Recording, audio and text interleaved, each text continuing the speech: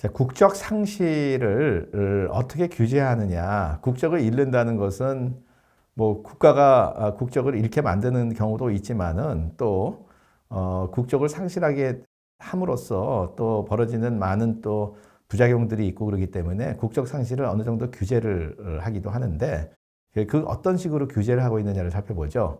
먼저 그 자발적 국적 상실, 그러니까 국적 포기 또는 이탈에 대한 제한은 어떤 것이 있느냐.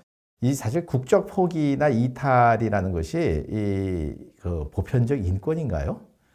지난 시간에 대한민국 헌법재판소가 국적 포기, 국적 이탈의 자유를 헌법상의 권리로 인정을 한 것을 보았죠. 거주 이전의 자유의 일부로서 국적 이탈의 자유를 인지를 했는데 이것이 이제 보편적 인권인가, 어떤 식으로 이 자유가 확보되어 왔는가, 그런 것들을 간략히 살펴볼 필요가 있겠습니다.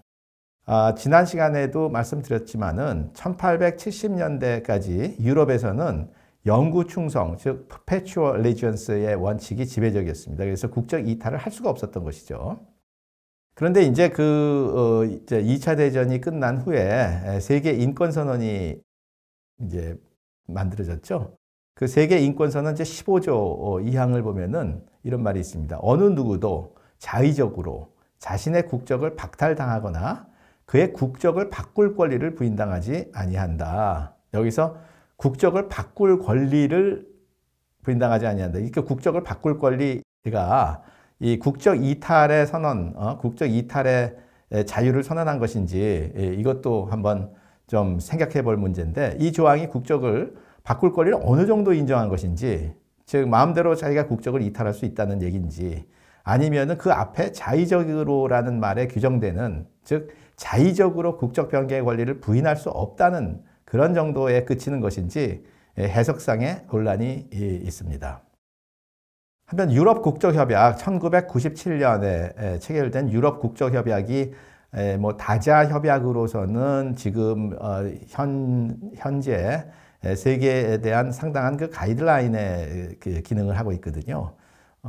그 당사국이 아닌 국가도 이 유럽 국적협약이 어떤 식으로 규정하고 있느냐를 상당히 그 참고를 하고 있습니다. 그래서 상당히 지금의 현금의 그 국제법의 모습, 그 현황을 보여주는 협약이라고 생각이 되는데, 이 유럽 국적협약은 국적 포기 또는 이탈의 자유를 해외에 거주하는 복수 국적자에게만 인정합니다. 또 그러한 사람의 국적 포기나 이탈은 병역 의무를 미필했다는 이유로 또는 민형사소송이 진행 중이라는 이유로도 불허할 수 없다. 그 조항을 좀 살펴볼까요? 유럽 국적협약 제8조는 이렇게 규정하고 있습니다. 각 체약국은 당사자가 무국적이 되지 않는 한 자국적의 포기를 허가하여야 한다. 무국적이 되지 않는 한 국적 포기에 자유가 있다는 얘기죠. 근데 전항에도 불구하고 체약국은 국내법으로 외국의 상주 고소를 가지고 있는 자국민에 대해서만 자국적을 이탈할 수 있도록 규정할 수 있다. 그러니까는 이 국내에 거주하고 있는 국민에 대해서는 국적 이탈의 자유를 부정해도 된다는 얘기죠. 그러니까는 결국 다시 말하자면은 복수 국적자에게만, 그리고 해외에 거주하는 사람에게만 국적 포기 또는 이탈의 자유를 주는 것은 그것만을 보장한다라는 뜻이 되는 것이죠. 자, 1930년 훨씬 거슬러 올라가서 1930년 헤이그 국적협약도 해외 상주자의 국적 포기는 반드시 허가해야 한다고 규정을 하고 있습니다. 그러니까는 국적 이탈의 자유, 국적 포기의 자유를 어느 정도까지 그 국제 규범이 인정하고 있느냐를 보자면은 이 1930년 헤이그 국적협약, 그리고 1997년 유럽 국적협약, 이것이 모두 그 해외 상주자의 국적 포기는 반드시 허가해야 한다, 이렇게 규정하고 있음을 볼 수 있습니다. 한편 그 무국적 방지를 위해서 오히려 국적 포기나 이탈을 금지하는 그러한 경향 또한 우리가 주목을 해야 되는데, 헤이그 국적법 협약 1930년 제7조를 보면 이런 규정이 있습니다. 국가가 국내법으로 국적 이탈을 허용하는 경우 대상자가 다른 국적을 가지고 있거나 다른 국적을 취득할 때까지 자국의 국적을 상실하도록 하여서는 아니 된다. 즉 국적 이탈을 허용하더라도 그 본인이 그 다른 국적을 가지고 있어야만 국적 이탈이 허용된다라는 것이죠. 1961년에 무국적 감소 협약, 무국적 감소를 위한 협약, 정확하게는 Convention on the Reduction of Statelessness라는 협약이 체결이 되는데 그 제7조에서는 이런 규정을 두고 있습니다. 채약국의 법률이 국적의 상실 또는 포기를 규정하고 있어도 해당자가 다른 국적을 보유 또는 취득하지 아니하는 한 국적의 포기가 상실을 결과하지 아니한다. 그러니까 본인이 국적을 포기하고 싶어도 다른 나라 그 사람이 다른 국적을 보유 또는 취득하지 않으면은 포기의 효력이 없게 만들어야 된다. 이런 규정이죠. 그 다음에 유럽 국적협약 제8조 1항의 해석을 보아도 다른 국적 취득 전에 국적을 이탈한 경우에는 국적 회복의 기회를 주거나 국적을 상실하지 않은 것으로 간주하도록 하고 있는데 조금 그 규율의 정도가 약간은 약하죠. 왜냐하면은 국적을 상실하지 않은 것으로 간주하도록 강제하는 것만이 아니라 그냥 일단 상실하더라도 국적 회복의 기회를 주는 그런 기회를 주기 때문에 그런 점에서는 무국적이 잠깐 발생할 수는 있는 것이죠. 왜 이렇게 규정을 했냐면은 나라에 따라서는 귀화를 하려고 할 때 먼저 너의 국적을 먼저 포기해야지만 귀화를 시켜준다. 이런 나라도 있기 때문에 그런 나라에 귀화를 하는 사람들을 위해서 국적을 상실하지 않은 것으로 아예 해버리면은 귀화를 할 수가 없으니까 그런 여지를 두기 위해서 그런 일시적인 무국적을 허용하는 그런 규정을 둔 것으로 이해가 됩니다. 한편 많은 나라가 무국적을 초래하는 국적 포기를 금지하지만 미합중국은 국적 포기의 효과를 충분히 고지한 가운데에서 포기할 수도 있게 하고 있습니다. 그렇지만 이제 국적 포기는 해외 공간에 가서만 할 수 있다고 말씀을 드렸죠. 그리고 이 국적 포기 아무 국적을 너가 가지고 있지 않게 되면은 굉장히 사는 것이 힘들어질 것이다. 그런 것을 아주 그냥 강력하게 고지를 하고 그래도 좋으냐라는 걸 확인해서 국적 포기를 허용하는 것이죠. 좀 드문 예라고 할 수가 있습니다. 그러니까 무국적을 초래하는 국적 포기는 어떠한 경우에도 할 수 없다라고 규정하는 것이 근래에 일종의 자유주의 국가의 추세인데 미합중국은 조금 그런 점에서는 좀 특이한 케이스라고 할 수가 있죠. 그래서 실제로 나는 미합중국 국민이 되고 싶지 않다라는 이유로 국적을 포기한 사람도 있습니다. 그렇다고 해서 다른 나라 국적을 가지고 있지도 않은 사람인데도요. 자, 그러면 그 비자발적 국적 상실에 대한 제한은 어떠한가? 국적 박탈로부터의 자유는 보편적 인권인가? 세계 인권선언 제15조 2항은 이렇게 규정하고 있습니다. 어느 누구도, 아까 이건 제가 한번 말씀을 드렸는데, 어느 누구도 자의적으로 자신의 국적을 박탈당하거나 그의 국적을 바꿀 권리를 부인당하지 아니한다. 아까는 그의 국적을 바꿀 권리를 부인당하지 아니한다는 것의 의미가 무엇이냐를 봤는데, 이번에는 그 전단, 자의적으로 자신의 국적을 박탈당할 수 없다. 이것의 의미가 뭐냐? 국적 박탈이 아주 절대적으로 금지되어야 한다는 얘기냐? 그건 아니고 자의적으로 국적을 박탈해서는 안 된다는 취지 정도로 해석이 되고 있습니다. 유럽 국적협약 제7조는 이런 규정을 두고 있어요. 채약국은 국내법에서 다음의 각 경우를 제외하고는 법률상 당연히 또는 국가의 주도적 조치에 의하여 자국적을 상실하는 것에 관해 규정하여서는 아니 된다. 그러니까 국적의 자동 상실 또는 박탈의 경우에 다음의 사유의 경우에만 허용이 된다. 그 외에는 국적의 자동 상실이건 또 박탈이건 그 국적을 빼앗을 수는 없다라는 얘기죠. 하나는 자발적인 외국 국적의 취득, 사기적 행위, 허위의 정보 제공 또는 신청자와 관련되는 사실은폐를 통한 채약국의 국적 취득, 그 다음에 자발적인 외국 군 복무, 그 다음에 채약국의 중대한 이익을 현저하게 침해하는 행위, 또 외국에 상주 거소를 두고 있으면서 채약국과의 진정한 유대를 결여하는 경우, 그 다음에 아동이 채약국의 국적을 법률상 당연히 취득하기 위한 국내법상의 요건을 충족하지 못한 것이 정년이 되기 전에 증명된 경우, 즉 무슨 등록을 해야 된다라든가 이런 경우를 하지 않은 경우, 그 다음에 아동이 입양되어 양부모의 외국 국적을 취득하거나 보유하게 된 경우, 이런 경우에는 국적을 상실케 할 수 있지만은 그 외에는 국적 상실을 허용해서는 안 된다. 이제 이런 얘기죠. 그런데 여기에도 제한이 있죠. 무국적 방지를 위한 국적 박탈은 이제 금지가 된다. 아까 말씀드린 무국적 감소협약 제8조 1항은 이렇게 규정하고 있어요. 최약국의 국적 박탈로 무국적자가 될 경우 최약국은 그 국적을 박탈할 수 없다. 그렇지만 이제 여기서 또 국적을 박탈할 수 있는 사유들을 또 규정을 하고 있어요. 그래서 이제 예외가 있는데 이 부분은 조금 이따가 다시 살펴보기로 하겠습니다.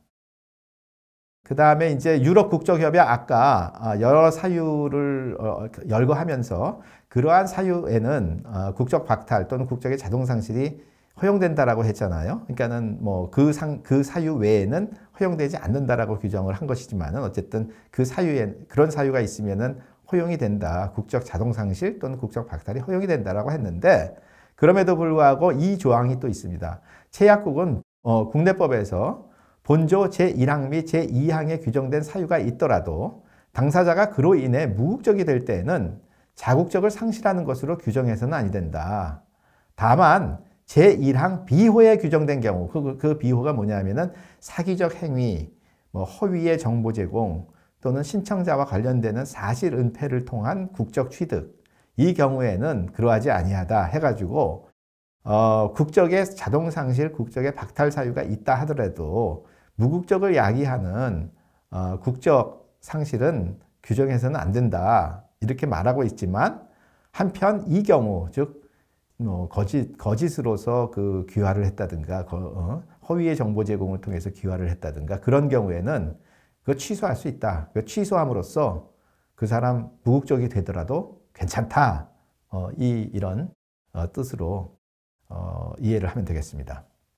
한편 미합중국은 뭐 흥미로운데 이미 좀 우리가 살펴봤습니다만은 판례를 통해서 본인의 의사에 반하는 국적 상실을 규정한 법률 조항을 위헌으로 선언했다. 지난 시간에 이 판례들을 봤죠. 아프레인 vs 러스크 1967년 이 사건에서는 외국 선거, 이스라엘 선거에서 투표했다는 이유로 본인의 동의 없이 국적을 상실하게 하는 것은 위헌이다. 그 다음에 밴스 vs 테라자스 1980년 이거는 이제 멕시코 국적을 취득을 하면서 이 국적 그 멕시코에 대한 충성, 그 다음에 미국의 국적을 포기하겠다는 의사 표시 그것을 멕시코에 대해서도 했음에도 불구하고 그런 국적 포기의 의사가 증명되지 않은 상태에서 국적을 상실하게 하는 것은 위헌이다. 이런 판결을 내렸습니다. 그 결과 미국이 이민국적법을 개정해서 미합중국 국적을 포기할 의사로 규정된 행위를 자발적으로 행한 경우에만 국적을 상실할 수 있도록 하고 있다. 그래서 지난 시간에 말씀을 드렸습니다마는 미합중국에서는 국적 박탈이 일체 불가능한 거죠. 그러니까 아무리 나쁜 짓을 했어도 미합중국의 국익을 해치는 어떠한 행위를 해도 그 사람의 국적을 박탈할 수 없는 것이죠. 그러면 말이죠. 대한민국은 어떻게 하고 있나를 볼까요?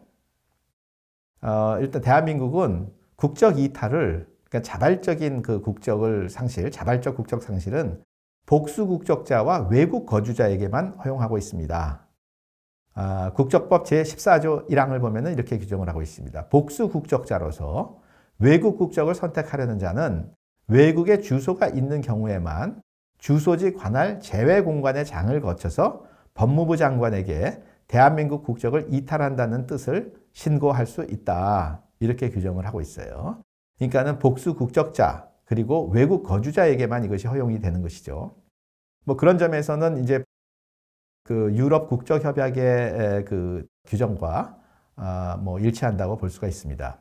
자, 그런데 말이죠. 여기서 좀 그 해석에 그 논란이 될 수 있는 해석의 여지를 두고 있는 것이 있습니다. 뭐냐면은 외국 국적을 선택하려는 자는 뭐 이렇게 해서 국적 이탈을 할 수 있다고 해놓고 그 외에는 국적 이탈을 일반적으로 허용한다. 뭐 또 복수 국적자와 외국 거주자라고 하더라도 그런 규정은 없단 말이죠. 그러니까 외국 국적을 선택하려는 자에 대해서만 국적 이탈이 허용이 되는 것이냐. 다시 말하자면은 선천적 복수 국적자처럼 국적 선택 의무를 가진 사람만이 국적 이탈을 할 수 있는가? 복수 국적자에는 여러 가지 유형이 있단 말이죠. 혼인 귀화를 통해서 복수 국적이 된 사람, 또 대한민국의 우수 인재로서 특별 귀화를 해서 복수 국적이 된 사람, 이런 사람은 말이죠. 나중에 대한민국 국민이 되기가 싫다, 계속 남아있기 싫다. 나 대한민국 국민 되기 싫어요. 그러니까 국민으로 남아있기 싫어요. 나 국적 이탈할래요. 그래서 이제 자기가 살고 있었던 출신국으로 돌아가가지고서 거기 있는 대한민국 대사관에 가가지고선 국적 이탈 신고를 했는데 안 된다. 왜냐하면은 당신은 국적 선택 의무자가 아니기 때문에, 그러니까 국적 선택의 기회가 있는 것이 아니기 때문에 그냥 아무 때나 그렇게 대한민국 국적을 이탈할 수 있는 것은 아니다. 이렇게 말을 한다고 그러면은 그것은 과도한 그 국적 이탈의 자유에 대한 제한이 되겠죠. 그렇게 되는 것은 위헌인 것이죠. 그래서 헌법재판소는 제12조에 따른 국적 선택 의무를 전제로 이 규정을 두고 있는 것이라고 해석해서는 안 된다는 것이죠. 그러니까는 국적 이탈의 자유는 반드시 국적 선택 의무를 가진 사람에게만 주어지는 것은 아니다라는 것이죠. 자, 근데 이제 한편 이런 재미있는 또 사건이 있었는데 뭐냐면은 이제 제일동포 고강호라는 분이 그 대한민국 국적을 가지고 있었어요. 제일동포인데 이분은 이제 그 복수 국적자가 아닌데 나는 그냥 대한민국 국적 가지기 싫어요. 그냥 무국적이 될래요. 해가지고선 국적 이탈 신고를 했는데 거기에 대해서 당연히 안 된다. 이거 좀 잘못됐습니다. 그래서 그 신고를 반려했어요. 거기에 대해서 그 행정소송을 걸은 거거든요. 여기에 대해서 단일 국적자의 국적 이탈 신고 반려 처분은 적법하다라는 그와 같은 그 대법원의 판결이 있었습니다. 그 다음에 이제 병역 의무에 따른 국적 이탈의 제한. 직계 존속이 외국에서 영주할 목적 없이 체류한 상태에서 출생한 자, 그 합의 법령을 보면은 외국의 시민권이나 영주권을 취득한 상태 또는 법무부령으로 정하는 그에 준하는 체류 상태에서 출생한 자가 아닌 사람의 경우에는 병역 의무가 해제된 후에만 국적 이탈이 가능하다라고 말씀을 드렸죠. 지난주에 이미 말씀을 드렸는데, 그렇다면은 직계 존속이 외국에서 영주할 목적 없이 체류한 상태에서 출생한 자가 아닌 자, 그러니까는 뭐 완전히 해외에서 상주하는 사람, 그리고 부모가 해외에서 영주 목적을 가지고서 해외에 체류하는 상태에서 출생한 사람, 그런 경우에는 그 병역 준비역에 그 전에 국적 이탈이 가능했지만 병역 준비역에 일장 편입된 후에는 즉 18세가 되는 해에 3월 31일이 지나게 되면은 그 다음에는 병역 의무가 해제되기까지를 기다려야 비로소 국적 이탈이 가능하다라는 그러한 규정이거든요. 그러니까 이것을 너무 철저하게 관철을 시키게 되면은 해외에서 아무런 그 대한민국과 연고가 없이 생활하는 그러한 복수 국적자, 그리고 그러한 복수 국적자가 특히 그 복수 국적을 계속 유지하는 것이 자기에게 굉장히 큰 불이익이 됨에도 불구하고 그 병역 의무가 해제되는 나이가 들 때까지 기다려서야 비로소 국적을 이탈할 수 있다고 한다 그러면은 그건 과도한 자유에 대한 침해가 된다고 해서 이 헌법재판소는 그것은 위헌이다라고 판결을 내렸습니다. 그러니까 헌법에 합치되지 않는다라는 결정을 내렸는데, 그 말을 인용해 보자면은 병역 준비역에 편입된 복수 국적자에게 국적 선택 기간이 경과했다고 해서 일률적으로 국적 이탈을 할 수 없다고 하는 것은 과잉 금지 원칙에 위배되어 청구인의 국적 이탈의 자유를 침해한다. 이렇게 결정을 내려서 그것이 상당히 좀 완화되게 국적법이 개정이 됐습니다. 그 다음에 대한민국 국적법에서는 국적 상실 결정이라는 제도를 두고 있는데 그 규정을 한번 읽어볼까요?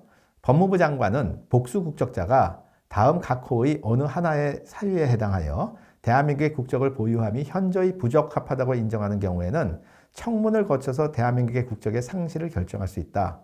다만 출생에 의하여 대한민국 국적을 취득한 자는 제외한다. 이렇게 규정을 했습니다. 그 사유가 어떤 거냐?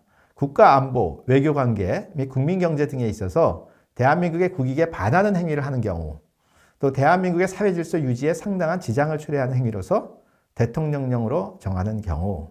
자, 지난 시간에 그 복수국적의 안보화, securitization 이라는 그러한 그 소제목 하에서 살펴본 것이 있죠. 복수국적을 가진 사람은 국적을 상실할 수 있죠. 왜냐하면 무국적이 되지 않기 때문에. 그렇기 때문에 오히려 복수국적을 가진 사람은 그 사람이 안보에 굉장히 그 위해가 되는 사람일 경우에 그 사람의 국적을 그 포기하게 압력을 넣거나 아니면은 그 사람의 국적을 박탈함으로써 그 사람을 외국인으로 만들어 가지고선 추방을 해버릴 수 있단 말이죠. 이 대한민국이 그렇게 할 수 있다는 것이죠. 그러한 규정을 두고 있는 것이죠. 그런데 이제 미합중국의 경우에는 그런 것도 안 되죠. 미합중국은 아예 국적 박탈이 안 되니까 결국은 그런 사람의 경우에 국적을 그 포기하도록 압력을 가할 수밖에 없는 그런 것이죠. 그것에 비해서 이제 영국은 그 국적 박탈이 가능하게 되어 있다는 것을 말씀을 드렸죠. 근데 영국하고 대한민국의 이 규정이 좀 다른 건 뭐냐면은 영국은 심지어 출생에 의해서 복수국적자가 된 사람, 처음부터 복수국적자인 사람, 태어나면서부터 그런 사람의 국적도 박탈할 수 있다는 거죠. 대한민국의 경우에 이 조항은 출생에 의해서 대한민국 국적을 취득한 자는 제외한다. 그러니까는 귀화한 사람이 복수국적을 가지고 있는데 그 사람이 안보, 외교, 국민경제, 사회질서 이런 거에 지극히 그 반하는 그런 경우라면은 그 사람의 국적은 박탈할 수 있다. 이런 것으로 해석이 되는 것이죠. 자, 그 다음에 국적을 부여한 행정처분을 취소할 수 있게 하고 있습니다. 법무부 장관은 거짓이나 그 밖의 부정한 방법으로 귀화허가나 국적 회복 허가 또는 국적 보유 판정을 받은 자에 대하여 그 허가 또는 판정을 취소할 수 있다. 조금 아까 그 무국적 감소 협약 1961년, 그 다음에 1997년 유럽 국적 협약이 이런 식의 그 거짓된 정보를 제공해서 귀화를 했다든가 해서 국적을 취득하는 경우에는 그 사람이 그게 무국적이 되더라도 그 사람의 국적을 다시 빼앗을 수 있다라는 그런 규정을 두고 있다고 했잖아요. 이게 그러한 그 규범하고 에서 말하는 것을 여기서 보여주고 있는 것이라고 말씀드릴 수가 있겠습니다. 자, 그럼에도 불구하고 어쨌든 대한민국에서는 국적의 자동상실 사유를 좀 축소하는 경향을 보여줬는데 2010년 국적법 개정 전에는 국적 선택 의무를 불이행하면은 국적을 자동상실하게 되어 있었어요. 그런데 이제 법 개정으로 국적 선택 의무를 정해진 기간 내에 하지 않더라도 바로 국적이 자동상실되는 것이 아니라 국적 선택 명령이 있습니다. 그 다음에 국적 선택 명령을 받은 후 1년 내에 국적 선택을 하지 않으면 그때야 이제 자동상실이 되는 식으로 해서 조금 더 엄격하게 했습니다. 그 다음에 이제 외국 국적 불행사 서약에 대해서도 이제 국적 선택 명령을 하는데 그 외국적 불행사 서약은 그 외국 국적을 포기하는 대신에 대한민국에서 외국적을 행사하지 않겠다라는 서약을 함으로써 그 외국 국적의 실질적인 포기를 대신할 수 있는 제도잖아요. 그것을 할 수 있는 사람이 외국 국적 불행사 서약을 하고 난 다음에 그 불행사 서약에 위배되는 행위를 했을 경우 그 경우에도 바로 국적이 상실되거나 그런 게 아니라 국적 선택 명령을 받게 됩니다. 그래서 그로부터 6개월 내에 국적 선택을 하지 않으면 국적이 이제 상실되는 것이죠. 그 다음에 이제 국적의 자동 상실은 이제 국적 선택 명령을 불이행했을 때, 그 다음에 국적 취득 후에 1년 내에 외국 국적 포기 의무를 이행하지 않았을 때, 그 다음에 자진해서 외국 국적을 취득한 경우, 이 경우로 그렇기 때문에 국적의 자동 상실 사유가 이제 제한이 되게 된 것이죠. 자, 이것으로서 이 국적 상실에 대한 어떤 그 규제 또는 국적 상실을 제한하는 그러한 규정 이런 것들을 비교법적으로 살펴보았습니다. 그러면 이제 무국적에 대한 논의로 넘어가도록 하죠.